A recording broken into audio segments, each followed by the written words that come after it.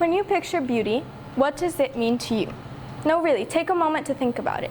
Do you picture flawless skin, perfect hair, maybe symmetrical features?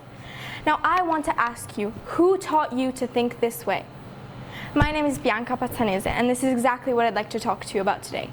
The impact that advertising has on beauty standards in the 21st century.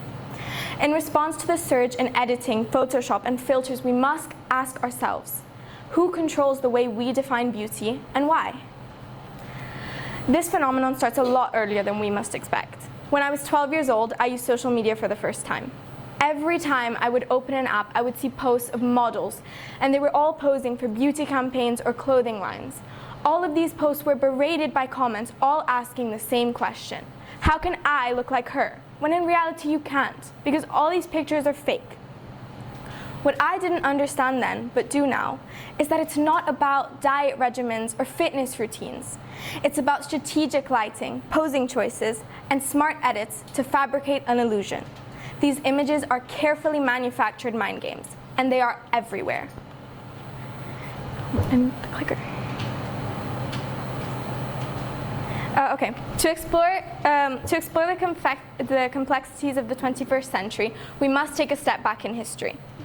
The Venus of Willendorf was the first ever figurine of Venus, and it dates back 25,000 years ago. This was the ideal of what the ideal woman looked like in the Stone Age. She was represented with large stomach and large thighs. Both of these things are seen so negatively nowadays. Aphrodite, the goddess of beauty, the ideal of what the perfect woman should look like, was represented with stomach rolls and large hips. Then in the 16th century, small waist and small thighs became the more attractive version of a woman after the introduction of the corset. But it was in the 1950s that makeup, like eyeshadow and red lipstick, was really put into play. This is because red lipstick made the lips look fuller and eyeshadow elongated the eye shape. With the advent of readily available editing software and filters and Photoshop, it is possible to exaggerate and enhance every single physical feature, and it is so easy. Even the most beautiful women edit themselves for ads and for publicity, to the extent that we're not chasing beauty anymore, but we're only chasing illusions. A study conducted by the American Academy of Pediatrics stated that 62% of girls feel insecure due to social media. Another study conducted by JAMA Pediatrics found a 37% increase in hospitalization for eating disorders from 2016 to 2019. Most of these girls all cited beauty standards and media influence as key influence. There's a cover of Life and Style in which the only two significant stories are at the bottom of the page in two very small boxes: a car crash and a concern for a celebrity's health.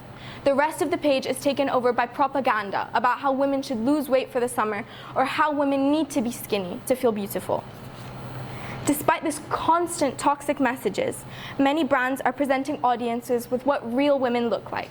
One of the first to do this was Dove, with their groundbreaking 2004 natural beauty advertisement. Furthermore, a brand to do this more consistently was Aerie, with their unretouched photos ad really recently.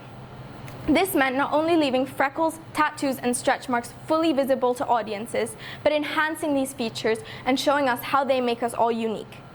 This increased Aerie's sales by 26% and showed us that women are fed up with seeing edited and fake versions of themselves plastered across the internet.